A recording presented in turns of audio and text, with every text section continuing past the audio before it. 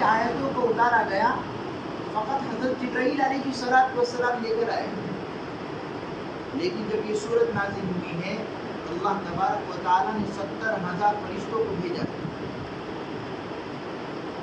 تو یہ سورت فصاحت و بلاغت کے اعتبار سے جامع و مانع ہے۔ اس سورت کے اندر اللہ تبارک و تعالیٰ نے اپنی وحدانیت کو ذکر کیا ہے۔ اس سورت کے اندر اللہ تبارک و تعالیٰ نے مشرکین مکہ کو، پچھلی قوموں کو جو ہلاک کیا ہے اس کو ذکر کیا ہے کہ نہ ماننے پر اور نبوت کے نہ ماننے پر اور اللہ کی وحدانیت کو نہ ماننے پر ہم نے قوم عاد کو، قوم ثمود کو جس طرح ہلاک کیا، قوم لوط کو جس طرح ہلاک کیا، ہم قادر ہیں کہ امت محمدیہ کو اس طرح ہلاک کر سکتے ہیں۔ تو اب بھی وقت ہے کہ پاس آ جاؤ۔ اس صورت کے اندر اللہ تبارک و تعالیٰ نے دلائل عقلیہ اور دلائل نقلیہ کو ذکر کیا ہے کہ کون سے دلائل عقلی ہیں جو اللہ کے وحدانیت پر دلالت کرتے ہیں اور کون سے نقلی ہیں جو کفر پر اور شرک پر دلالت کرتے ہیں۔ اس صورت کے اندر اللہ تبارک و تعالیٰ نے انسان کی تخلیق کو ذکر کیا کہ ہم نے انسان کو کیسے پیدا کیا، اور ایک جگہ ذکر نہیں کیا، اللہ نے 3-4 جگہ ذکر کیا۔ دلائل عقلیہ اور نقلیہ کو ایک جگہ ذکر نہیں کیا، اللہ نے 4-5 جگہ ذکر کیا۔ اللہ کی وحدانیت کو ایک جگہ ذکر نہیں کیا، اس صورت میں اللہ تبارک و تعالیٰ نے 8 سے 9 مرتبہ ذکر کیا تاکہ امت کو سمجھ میں آ جائے، اللہ کے بندوں کو سمجھ میں آئے کہ اللہ کیا چاہتا ہے۔ اس صورت کے اندر اللہ تبارک و تعالیٰ پچھلے قوموں کو ذکر کر کے فرماتے ہیں کہ جس طرح پچھلی قوموں نے اللہ کا اور قوم پر بھیجے جانے والے نبی کا انکار کیا، تو اللہ تبارک و تعالیٰ نے کس طرح عذاب کو نازل کر کے ان کو ہلاک کر دیا، عبرت کا نشانہ بنایا۔ بسم اللہ الرحمن الرحیم، الحمدللہ الذی، تمام تعریف اللہ ہی کے لیے۔ قرآن شریف کے اندر اللہ تبارک و تعالیٰ نے ایسی کئی صورتیں جس کی ابتدا الحمدللہ سے کی، اپنی تعریف سے کی، تو پتہ چلا اللہ کو جب بندہ اللہ کی تعریف کرتا ہے اللہ خوش ہوتا ہے، اللہ خوش ہوتے ہیں۔ اور جب بندہ اللہ کی تعریف نہیں کرتا، ناشکری کرتا ہے، پھر اللہ ناراض ہوتے ہیں۔ جب اللہ ناراض ہوتا ہے پھر اپنا حالات کو متغیر کرتا ہے، تبدیل کر کے انسان پر مسلط کرتا ہے۔ پھر انسان سوچتا ہے کتنی زندگی خوشگوار تھی اس سے پہلے کے سال، اس سے پہلے مہینے، لیکن اب کیا ہوا پتہ نہیں چلتا، بے برکتی نازل ہوئی۔ یہ اللہ کی ناشکری کی وجہ سے ہے۔ جب انسان شکر ادا نہیں کرتا تو اللہ پھر حالات کو تبدیل کرتا ہے کہ اب خوش تھا اور میرا شکر ادا نہیں کرتا تھا، اب تبدیل کر کے تجھ کو دکھاؤں۔ پھر انسان کہتا ہے کیا معلوم کیا پڑوسی ہے، کیا معلوم کیا بے برکتی چھائی، بے برکتی نہیں چھائی ہے، انسان نے اپنے ہاتھوں سے ہی کیا ہے، اپنے ہاتھوں سے جو بویا ہے وہ ابھر کر باہر۔ اسی لیے انسان کو چاہیے کہ ہر وقت اللہ کا شکر ادا کرے، اور شکر میں یہ بھی داخل ہے کہ 5 وقت کی نمازوں کو باجماعت ادا کرے، حقوق العباد کو ادا کرے، حقوق اللہ کو ادا کرے، یہ شکر کے اندر داخل ہے۔ اللہ برکتوں کے دہانوں کو کھولے گا۔ صحابہ نے ادا کیا، شکر کیا، اور نسل کھانے۔ الحمدللہ، تمام تعریف اللہ کے لیے۔ الذی خلق السماوات، جس نے آسمانوں کو پیدا کیا، 7 آسمانوں کو پیدا کرنے والا اللہ ہے۔ اور اللہ ایسی قدرت والے ہیں کہ آسمان میں دیکھو ایک بھی پلر نہیں ہے، ایک بھی ستون قائم ہے، کروڑوں میلوں ایک نیلی چادر پھیلی ہوئی ہے، اس کو تھمائے ہوئے درمیان میں کوئی ایک بھی پلر اور ایک بھی ستون موجود نہیں۔ یہ مسجد ہے، مسجد ہے نا، مسجد یہ اندر کا حصہ ہوگا لگ بھگ 2000-3000 اسکوائر فٹ کا، لیکن درمیان میں 2 پلر ہے، سائڈ میں اس کے ستون لمبے لمبے۔ اللہ نے اتنا بڑا آسمان بنایا، 1 نہیں 2 نہیں 3 نہیں 7 آسمان بنائے۔ کتنے آسمان بنائے؟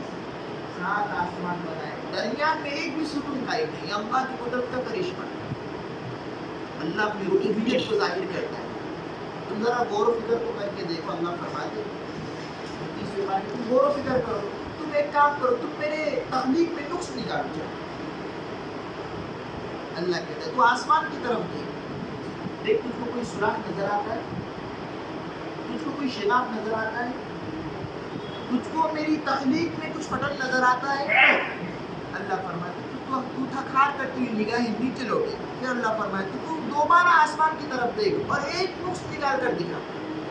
اللہ فرماتے ہیں تو تھکے گا تو ہار کر اپنی نگاہوں کو آسمان سے زمین کی طرف لائے گا، لیکن تو میری تخلیق میں ذرہ برابر بھی نقص نکال نہیں سکتا. اللہ وہ ذات ہے، اللہ وہ ذات ہے جو تخلیق پر قادر ہے،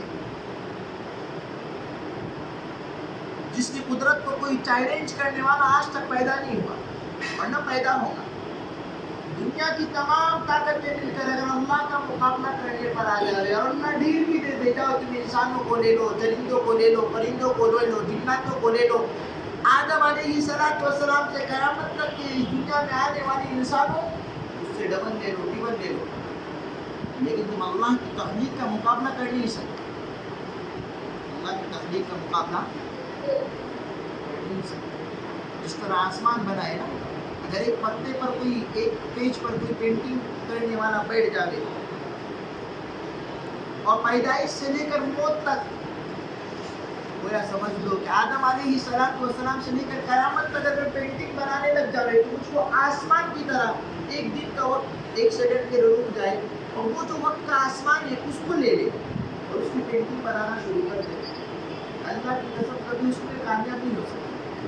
اللہ ایسی قدرت پر الذی خلق السماوات، جس نے آسمانوں کو پیدا کیا. کیسا پیدا کیا؟ اللہ اکبر، جس کی قدرت بڑی نرالی. والارض، اور جس نے زمینوں کو بنایا، جس نے 7 زمینوں کو بنایا اور زمین کو ایسے بنایا کہیں زمین ہموار ہے، کہیں چٹیل ہے، کہیں زمین ایسی ہے جس کی قیمت لاکھوں کے اعتبار سے ہے، کہیں زمین ایسی ہے جس کی قیمت ہزاروں اور روپیوں کے اعتبار سے. اس زمین کو بنانے والا بھی اللہ ہے. کئی زمین ایسی ہے جس کے نیچے معدنیات اگلتی ہے، کئی زمین ایسی ہے جو کچرا اگلتی ہے، کئی زمین ایسی ہے جو کوئلہ اگلتی ہے، جو ہیرے کے بننے کا ذریعہ بن جاتی ہے. تو اس زمین کو بنانے والا اللہ ہے. کئی زمین ایسے ہیں جو ڈیزل ہے اور پیٹرول ہے زمین اگلتی ہے، اور کئی زمین ایسے ہیں جو پانی اگلتی ہے. تو زمین تو ایک ہی ہے، لیکن اس میں تبدیلی کرنے والا اور ہر ایک کو الگ الگ انداز سے ترمیم کرنے والا فقط اللہ ہے. فقط اللہ. کئی زمینیں ایسی ہیں جس پر بڑے بڑے عمارتیں تعمیر ہیں، 50 100 مالے، 200 مالے. کئی زمین ایسی ہیں جس پر ایک مالا بھی تعمیر نہیں کر سکتے، تعمیر کرو تو 10 گھنٹے. زمین کے اندر درخیزی دینا اور زمین کو مضبوط کرنا یہ فقط اللہ کی قدرت ہے. اللہ چاہے تو جو خاطر زمین ہے اس کو مضبوط کرنے پر دکھاتے ہیں تو دے تو ہو جائے. تو زمینوں کو پیدا کرنے والا اور آسمان کو پیدا کرنے والا فقط اللہ ہے. اللہ کی قدرت کا کرشمہ ہے. اس کی قدرت کا کرشمہ ہے، اللہ کی قدرت کا کرشمہ ہے. رب اللہ تبارک و تعالیٰ آگے ذکر کرتے ہیں وَجَعَلَ الظُّلُمَاتِ وَالنُّورِ، اور اللہ نے ظلمات اندھیری کو بنایا. رات کا بنانے والا کون ہے؟ اللہ ہے. دنیا کی تمام طاقتیں مل کر چاہیں کہ سالہ سال رات رہے تو رکھ نہیں سکتے. والنور، اور اللہ نے روشنی بنایا. اگر دنیا کے تمام انسان چاہے کہ سالہ سال تو دن ہی رہے، انسان صرف کماتا رہے، دنیا کی تمام طاقتیں مل کر اندھیری کو آنے سے روک نہیں سکتی. اللہ فیصلہ کر چکا ہے. دنیا کے اندر کئی ممالک ایسے ہیں جس میں 6 مہینے دن ہے اور 6 مہینے وہ چاہتے ہیں کہ دن اور رات 12 گھنٹے دن ہو، 12 گھنٹے رات ہو جائے. وہ چاہتے ہیں لیکن چاہ کر بھی کر نہیں سکتے. اللہ نے جو فیصلہ کر چکا ہے وہ کر رہے ہیں، اس میں کوئی ترمیم اور کوئی تبدیلی نہیں کر سکتا. اللہ فیصلہ کر چکا ہے. الحمدللہ الذی، تمام تعریف اللہ کے لیے ہیں جس نے آسمانوں کو اور زمینوں کو پیدا کیا اور تاریکی اور نور کو پیدا کیا، اندھیری رات کو اور روشنی یعنی صبح کی روشنی کو پیدا کیا. بعض مفسرین نے اس کا ترجمہ کیا وَجَعَلَ الظُّلُمَاتِ وَالنُّورِ، ظلمات سے مراد کفر ہے اور نور سے مراد ایمان ہے. جس نے تاریکی یعنی جس نے کفر کو پیدا کیا اور جس نے ایمان کو اور وحدانیت کو پیدا کیا. کہ اللہ جس کو چاہتے ایمان سے نواز دیتے اور جس کو چاہتے کفر اور تاریکی میں گھسیٹ دیتے. اللہ کا شکر بھی ادا کرنا ہے کہ اللہ نے ہم کو ایمان دیا ہے. اللہ نے ہم کو ایمان دیا ہے. ایک ایسے لوگ ہیں جو بت پرستی میں مبتلا ہیں, اللہ سے کوسوں دور ہیں, اللہ کو راضی کرنے کے علاوہ پہاڑوں کو راضی کرتے بیٹھے ہیں, اللہ کو راضی کرنے کے بجائے پتھروں کی پوجا کرتے بیٹھے, اللہ کو راضی کرنے کے بجائے درختوں کی پوجا کرتے ہیں. وہ عاجز ہیں, وہ عاقل ہیں, لیکن اللہ نے ہدایت دی, اس نے غیر اللہ کی عبادت پر مشغول ہے. اللہ کی ہدایت کے نہ ملنے پر اللہ نے ہدایت نہیں دی. اس وجہ سے اللہ کا شکر ادا کرے, اللہ نے ہم کو ایمان والا بنایا. وجعل الظلمات والنور, اور اللہ ہی نے تاریکی کو اور روشنی کو پیدا کیا ہے. ثم الذی کفروا بربهم یعدلون, اور جو لوگ کفر کرتے ہیں غیر اللہ کو اللہ کا شریک بتاتے ہیں. جیسے آج کے دور میں لوگ کہتے ہیں کہ اوم بھی بھگوان ہے, رام بھی بھگوان ہے, سیتا بھی بھگوان ہے. نعوذ باللہ من ذالک. یعنی وہ لوگ ہیں جو اللہ کو غیر اللہ کے برابر سمجھتے ہیں. یہ لوگ کفر کرنے والے ہیں.